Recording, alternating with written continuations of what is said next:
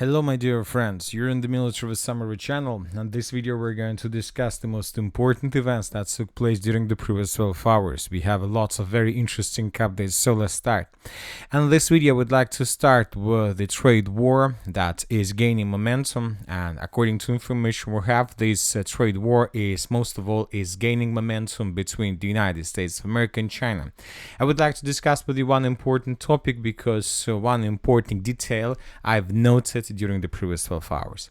US tariffs of 104% against China have gone into effect because Beijing has not lifted retaliatory measures, Fox News reports citing the White House. It is reported that the additional tariff will be charged starting from April of 9th. So I'll remind you that the last tariffs that were charged by the United States of America were at the level of 34%. Additional statement made by the US authorities: the Indo-Pacific region must be freed from China's unfair economic policies, and China is one of Russia's biggest supporters in the war, and their cooperation destabilizes the world. So these are the statements from the United States of America, but once again I would like to point your attention to the numbers. The first tariffs were at the level of 34%, and due to the fact that China has not lifted retaliatory measures, new let's say tariffs have gone into effect, and we are talking about 104%. Now let's discuss China. Now this is most interesting and the most important part of this moment. China is very complicated country. We know this. It's very complicated structure, very complicated, let's say, policy, very complicated people, and very complicated population. And of course, China is has very rich and very complicated history and traditions. And I would like just to point your attention, maybe you don't know this, but the most unlucky number when talking about China is 4. C, as it sounds almost identical to the word for death, she. Maybe my pronunciation is wrong, but you need to understand that 4 and death in China has almost the same pronunciation. Chinese people try to avoid the number 4 as much as possible in their lives. For example, in some buildings, elevators skip the 4th floor button, and even more often the 14th, since it sounds like Yao Shi, about to die. Apartments on the 4th and the 14th floor, as well as license plates with the number 4, are always slightly cheaper than others. So as you can see, these tariffs that were charged by the United States of America are not just tariffs. They are more the message to China that their economy is about to die due to our sanctions. So this is the message, and this is the message that tells us, first of all, that this trade war is going to intensify, and the United States of America are trying to force the rest of the world to start buying products from the United States of America, but not from China. So obviously it is very interesting. The Chinese authorities made their own statements regarding the situation, and China, as you can see, rely on India. India should side with China on tariffs against USA.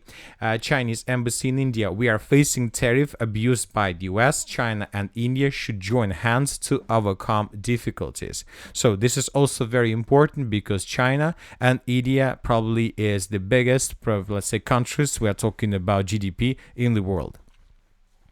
Now let's return back to Ukraine and let's discuss updates from the line of combat contact. We have a lot of them. A truce is possible as early as May. Secretary of the Rada Defense Committee Kostenko stated these days about the possible truce in the very near future. Could there be a truce? Many predict that in May it will still be possible to agree on some kind of ceasefire. Why people are talking about May? I'll remind you that on the 5th of May they're going to be, let's say, the Parliament of Ukraine is going to discuss the prolongation, the extent of the martial law and mobilization.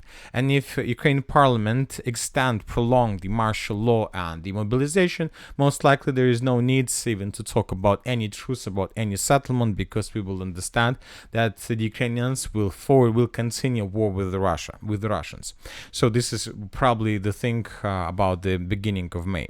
Now let's go to the line of combat contact. We have lots of important updates, and first let's talk about the Suja direction or the Sumy direction, where the Russians continue their offensive operation. According to different mappers, during the previous nights, the Russians managed to improve their positions and to establish complete control over the fields to the southeast of the village of Basovka. I'll remind you that just yesterday we discussed that the Russians improved their positions and entered the central part of the village of Loknya, where several Russian soldiers were captured by the Ukrainians.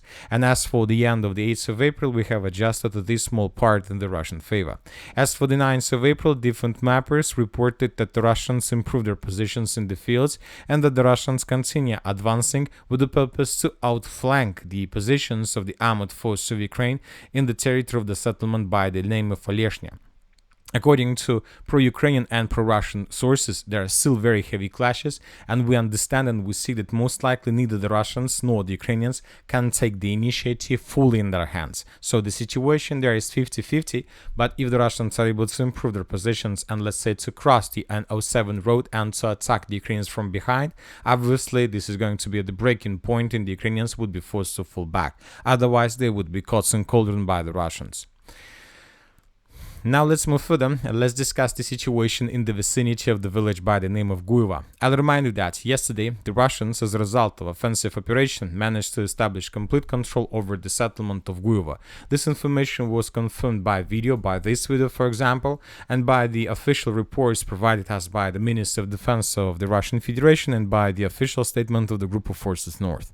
And today we got reports that the Russians continue advancing and they managed to shorten the distance to the village of Garnal. Basically, this is the final village on the territory of the Russian Federation, which is under complete and full control of the armored forces of Ukraine. And we believe that there are going to be very heavy clashes because the Ukrainians are doing right now just one thing. They are improving their positions, they're preparing additional trenches with the purpose to slow down the Russians.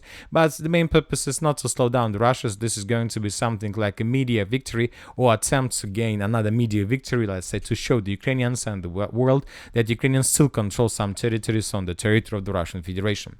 So anyway, let's wait and see what is going to be next. But as for now, we see that the Russians advancing. And with this, Russians most likely in 2-3 days will reach the outskirts of the territory of Guiva of Garnal, and the first clashes will take place. Now let's move further and let's discuss the situation in the Belgorod direction. We have an important update, piece of news. According to information we have and according to reports that were provided us by different mappers, the Russians established complete control over the settlement by the name of Dnipro. Just yesterday we had first geolocations from the most central part of the settlement, and based on this video provided us by the 225th Battalion of the Armored Forces of Ukraine, we have adjusted the central part of the settlement under Russian control.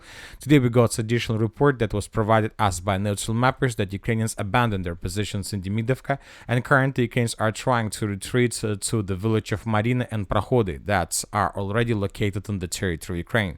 Furthermore, according to the same sources, the Ukrainians abandoned their positions in the village of Popovka.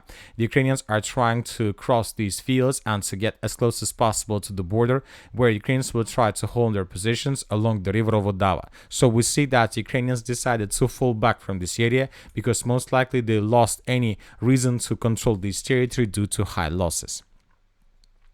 Now let's move further and let's discuss the situation in Kharkiv. According to information we have, during the previous night, the Russians carry out massive drone attack all over the entire territory of the city of Kharkiv.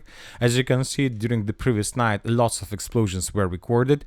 The Russians, according to Russian resources, were bombing and attacking the objects of the military facilities. And as you can see, according to all these videos, the Russians managed to damage the Ukrainian military facilities significantly.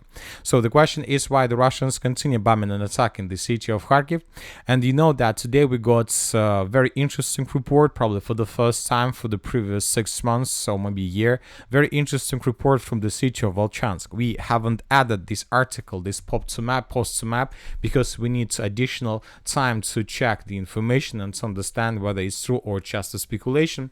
But I would like to tell you that today, according to different sources, the Russians managed to cross the river of Volcha and to improve their position positions in the western part of the city. As for now, it's very difficult to understand whether the Russians established complete over this industrial zone on the Ukrainian side of the river of Volcha, or the Russians established complete control over this Vovchansk, let's say, street. So the sources reported that currently in the internet we can find the video where the Russians were raising the Russian flag in this side of Vovchansk. I still haven't seen this video, but maybe today somebody will show us this, will publish this video, and then the map will be adjusted. Obviously, this is very interesting and very important, because now we see that the Russians continue their offensive along the river of Oskol, and now the Russians are about to finish the battle of Vovchansk, if this information is correct, and this will lead, of course, to complete collapse of the positions of the armored forces of Ukraine in this pocket. Now let's move further and let's discuss the situation in the central Kupiansk direction, or the Borova direction by the name of this settlement. The Russians during the previous 24 hours carry out several offensive operations in the vicinity of the settlement by the name of Nadia, and everything tells us that most likely the Russians will finish the battle for this territory and they will restore control over the village that they lost several weeks ago as a result of Ukrainian counter-offensive operation carried out by the 3rd Azov Brigade. In this video we can see, the video was published by the way by the Russian sources, how the Russian units were answering the village of Nadia from the north and from the northeast. During this video we have lots of episodes how the Russians were FPV-droning and attacking, and according to the author of this video, there was a very important statement and notes to this video. He stated that the Russians managed to secure the forest to the southwest of Nadia. It's very difficult to understand what kind of forest the author was talking about. Maybe he was talking about this forest, maybe he was talking about this forest. So as for now we have just added the icon that shows Russian offensive operation in this area, but as for now we are waiting for additional updates. Once again, most likely and very likely that during the 9th of April of 2025 the village of Nadia would be colored in the Russian favor completely, and this is going to be most likely the new configuration of the map. So as we can see, the Russians are about to restore control over the territories they lost, and after that they will continue moving further in the direction of the Cherneshina. At the same time, the Russians continue advancing in the direction of the same village, but this time from the south. So we see these two pincers. We see that Ukrainians don't have any possibilities to stabilize the situation. Of course, as for now, they're winning some time. They're getting some additional days or weeks, but obviously we see that most likely they would be forced to fall back. As for the southern pincer, we have lots of icons with flags, as you can see. During the previous 24 hours, the Russians improved their position significantly. The Russians took under control almost the entire southern part of the village of Nova. So we have additional changes. As you can see, the Russians are advancing, trying to take this territory under complete control. Furthermore, the Russians established complete control over the company's stronghold in the northern outskirts of this village. This information was provided us by pro-Russian resources and by neutral resources. As for the beginning of this video, we haven't received anything from pro-Ukrainian sources, so that is why we haven't adjusted anything based on their reports. But we believe that during the next several hours they will publish updates and we will adjust the map once again, or we will confirm these changes. Furthermore, the Russians improved their positions in the fields between the settlement of Nova and settlement of Novolyubovka. So now the Russians have probably the strongest positions on the Ukrainian side of the river of Zherebets, and we see that the Russians are intensifying their attacks, and we see that the Russian offensive is gaining momentum and they're getting closer and closer to the settlements of Borova, Pisky, Radkovsky, to the settlements along the river of Oskol. Now let's move further and let's discuss the situation in the Siversk direction, where the Russians also continue their offensive operation. If you remember, just yesterday we discussed that the Russians, as a result of offensive operation, managed to break through the Ukrainian defense and to take under control several tree lines and positions of the armored forces of Ukraine to the north of Verkhnykamensk. And today we got another report that the Russians continue their offensive, and today they managed to establish complete control over this huge forest. So the Russians are tightening the news around Ukrainian positions that are still located in the vicinity of the settlement by the name of Belgorod, and the Russians are trying to get as close as possible to the river of Siversk and Donetsk. So we see that the Russians' first task is to take under control the village of Graivoron. So the situation here intensifies, as you can see, and the Russians continue offensive, and now we understand that most likely and the first target for the Russians is going to be to take under control the villages of Serebryanka, Graivoron, and the Serebryanka forest, and to outflank the city of Siversk from the north and from the northeast. Now let's move further and let's discuss the situation in the city of Toretsk, where the Russians, after a very short operational pause, continue their offensive operation. Today, several mappers confirmed that indeed during the previous 24 hours the Russians attacked the Ukrainian positions in these facilities and that the Russians managed to improve their positions. As for now, the neutral mappers are not adjusting their map in the Russian favor, they just colored this territory as a gray zone or contested area. So we see that the clashes slowly but step by step are moving out of the city of Toretsk, and currently the clashes are taking place in the fields and fortified areas around the settlement. Furthermore, we got very important geolocation from this landfill. In this video we can see how the Ukrainians were FPV droning and attacking the edge positions of the armored force of the Russian Federation on the territory of this landfill, right exactly in this point, which means that the Russians control these elevations, and most likely the Ukrainians, due to this position of the armored force of the Russian Federation, we believe that Ukrainians can't any longer control this territory, and either the Ukrainians would fall back from this area in the very near future, or they have already done this. So we believe that in the very near future this territory will be adjusted in the Russian favor once again. Now let's move further in the direction of Pokrovsk, South Donetsk and Zaporoia. As for this territory, during the previous 24 hours we haven't received lots of updates. Probably the most interesting updates are coming from the village of Salona. In this video we can see how Ukrainians were attacking the separate units of the armored forces of the Russian Federation. We are using this video just with one purpose, to show Russian control over this territory and just confirmation that the Russians restore control over these territories as a result of counterattack. As for the South Donetsk direction, we have just two icons from this area.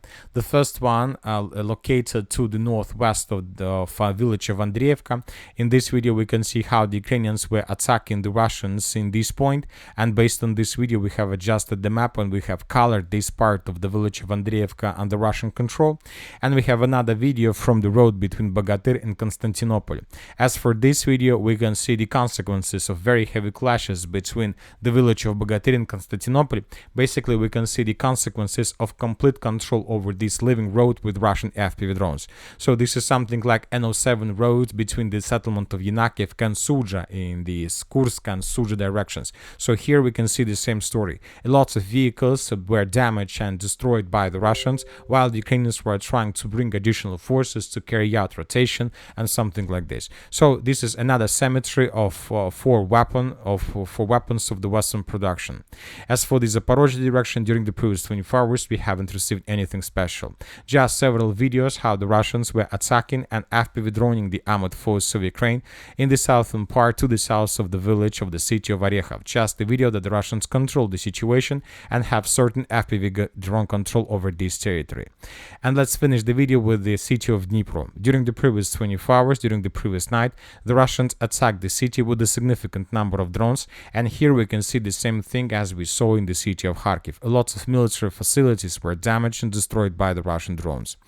And that's it for the short video. Military Summary channel reminds we condemn any violence in the world. Thank you for your watching. Subscribe to my channel, put your likes, join my Patreon, and have a good day. Bye bye.